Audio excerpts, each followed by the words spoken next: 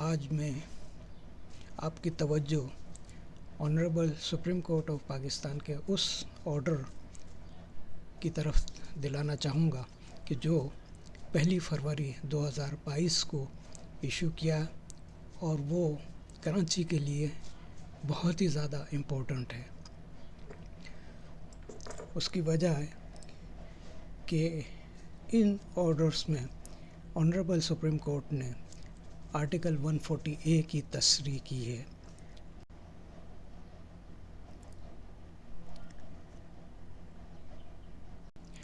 اور article 140A کیا ہے کہ جو 18th امینڈمنٹ کا ہی حصہ تھا، لیکن اس کے اوپر کوئی عمل درآمد سندھ گورنمنٹ نہیں کر رہی تھی۔ سپریم کورٹ کے اس آرڈر پہ 30 مارچ تک کوئی عمل درآمد جب نہیں ہوا،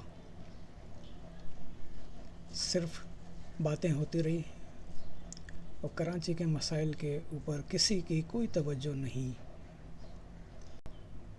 کسی پولیٹیکل پارٹی کو کراچی کی فیور کا جو آنریبل سپریم کورٹ نے آرڈر پاس کیا، اس پر عمل درآمد کروانے کی شاید ضرورت محسوس نہیں ہوئی۔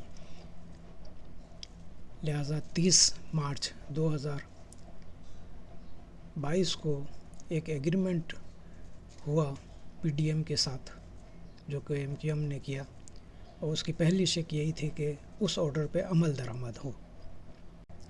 اس کے علاوہ شک نمبر 14 کے مطابق انڈسٹریل انفراسٹرکچر کے اوپر پرائرٹی کے اوپر کام کیا جائے گا، اور اس ایگریمنٹ کو سائن کیا بلاول بھٹو صاحب نے پیپلز پارٹی کی طرف سے، اور متحدہ کی طرف سے ڈاکٹر مقبول صدیقی صاحب نے، خالد مقبول صدیقی صاحب، اور اس کے ضامن کہیں یا جو بھی کہیں میاں شہباز شریف جو اب پرائم منسٹر ہیں، مولانا فضل الرحمان، اختر مینگل اور خالد مقصی صاحب، ان سب نے وٹنس کیا۔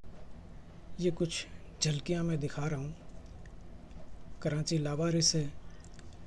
فیڈرل گورنمنٹ کو یہ بھی آنریبل سپریم کورٹ نے آرڈر دیا تھا کہ یہاں پارک بناؤ، اور جولائی 2020 اور 2019 کا یہ آرڈر تھا۔ 30 مارچ تک اس کے اوپر کوئی عمل درآمد نہیں ہوا، اور ایون اب بھی نہیں ہوا ہے۔ اور یہ ہے جہانگیر روڈ، اس کی حالت آپ دیکھیں۔ یہ بھی مئی کا پروٹیسٹ ہے جو میں نے ریکارڈ کیا ہے۔ یہ کورنگی انڈسٹریل ایریا، آپ اس کی حال دیکھیں۔ کچرا ڈمپ ہے، روڈ آدھے سے زیادہ کچرے سے بھرا ہوا ہے، اور کچرا جلایا جا رہا ہے۔ یہ بھی کورنگی انڈسٹریل ایریا کا شاہ محمد روڈ ہے، اور یہ MA جناح روڈ ہے، مزار قائد گرو مندر کے درمیان کا حصہ۔ کراچی لاوارث ہے، اور جہاں تک فیڈرل گورنمنٹ کا تعلق ہے تو وہاں کوئی بھی گورنمنٹ آئے، پیپلز پارٹی، نون لیگ یا PTI، کسی کو کراچی کی کوئی پرواہ نہیں ہے۔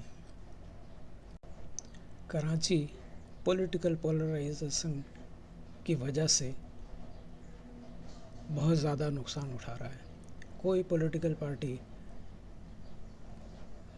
کیوں انٹرسٹ نہیں لیتی 1 فروری 2022 کے آنریبل سپریم کورٹ کے آرڈر کے اوپر عمل درآمد کرانے کے لیے کیوں آگے نہیں آ رہے ہیں؟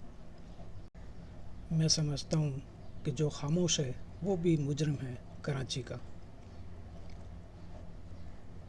میں سول سوسائٹی سے ریکویسٹ کروں گا کہ کراچی کو بچانے کے لیے، پولیٹیکل پولرائزیشن نکلنے کے لیے، کراچی کے لیے آواز اٹھائیں، اور 1 فروری 2022 کے سپریم کورٹ کے آرڈر کے اوپر عمل درآمد کروائیں، تاکہ کراچی کو حقوق ملیں اور کراچی میں بہتری آئے۔